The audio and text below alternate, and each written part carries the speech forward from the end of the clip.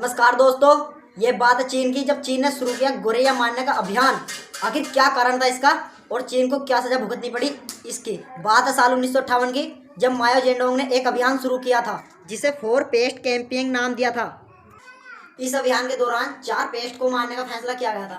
पहला था मच्छर और दूसरा मक्खी, तीसरा चूहा, चौथा हमारी प्यारी गोरैया।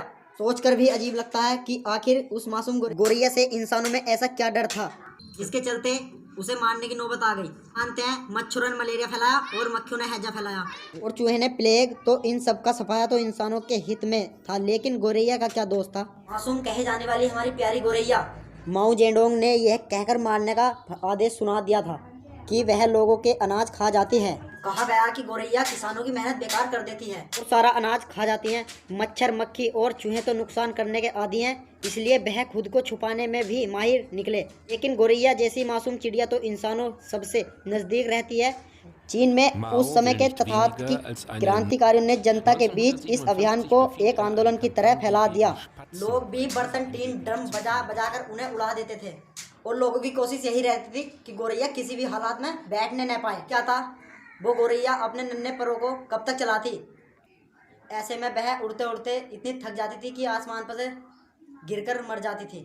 कोई गोरैया बच न पाए, ये पक्का करने के लिए उन्होंने घोंसले ढूंढ ढूंढ कर उजाड़ दिए गए। जिनमें अंडे थे उन्हें फोड़ दिया गया और अगर किसी घोंसले में चिड़िया के बच्चे मिले तो उन्हें भी इंसानों की क्रूरता का शिकार होना पड़ा। जो शख्स जितनी अधिक गोरैया का कत्ल करता उसे उतना ही बड़ा इनाम भी मिलता। स्कूल कॉलेज में होने वाले आयोजनों में गोरैया का कत्ल करने वालों को मेडल मिलते। Mao will nicht weniger als eine Neuordnung der Welt. 1957 befiehlt er eine Kampagne gegen Spatzen, weil diese angeblich zu viel Getreide fressen. Du Mistvogel, Verbrecher seit tausenden Jahren, heute rechnen wir mit dir ab, lautet ein Gedicht aus jenen Tagen. Hunderttausende Chinesen müssen stundenlang auf Trommeln und Töpfe schlagen, um die sensiblen Vögel so zu ängstigen, dass sie in der Luft bleiben und schließlich vor Erschöpfung tot vom Himmel fallen.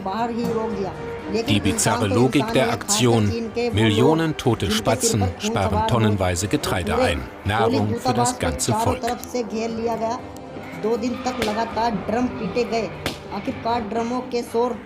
Am Ende haben die Chinesen fast 2 Milliarden Spatzen getötet.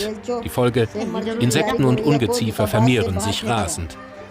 Mao räumt seinen Irrtum ein und ändert den Plan. Er befiehlt: Nehmt die Spatzen von der Liste und schreibt die Kakerlaken drauf. Später muss China zur Eindämmung der Insekten Spatzen aus der Sowjetunion importieren. चीन में एक अभियान के तहत गोरैया का मारने का पाप तो लोगों ने कर दिया था, लेकिन महज 2 सालों में ही अप्रैल 1960 आते आते लोगों को इसका बेहद खौफनाक अंजाम भुगतना पड़ा। दरअसल गोरैया सिर्फ अनाज नहीं खाती थी, बल्कि उन कीड़ों को भी खा जाती थी जो अनाज की पैदावार को खराब करने का काम करते थे। गोरैया के मर जाने का नतीजा ये हुआ कि धान की पैदावार बढ़ने बजाय घटने लगी। माओ को समझ आ चुका था कि उनसे भयानक भूल हो गई है। उन्होंने तुरंत ही गोरैया को 4 पेस्ट से हटने के आदेश जारी कर दिए और गोरैया की जगह अब खटमल मरने पर जोर देने को कहा। लेकिन अब तक देर हो चुकी थी। टीडी और दूसरे कीड़ों की आबादी तेजी से बढ़ी। गोरैया तो पहले ही मारी जा चुकी थी, जो उनकी आबादी पर लगाम लगाती। कीड़ों को मारने के लिए तरह की दवाइयों का इस्तेमाल किया जाने लगा, लेकिन पैदावार बढ़ने के बजाय घटती ही रही और आगे चलकर इसमें एक आकार का रूप ले लिया, जिसमें करीब 2.5 करोड़ लोग भूखे मारे गए।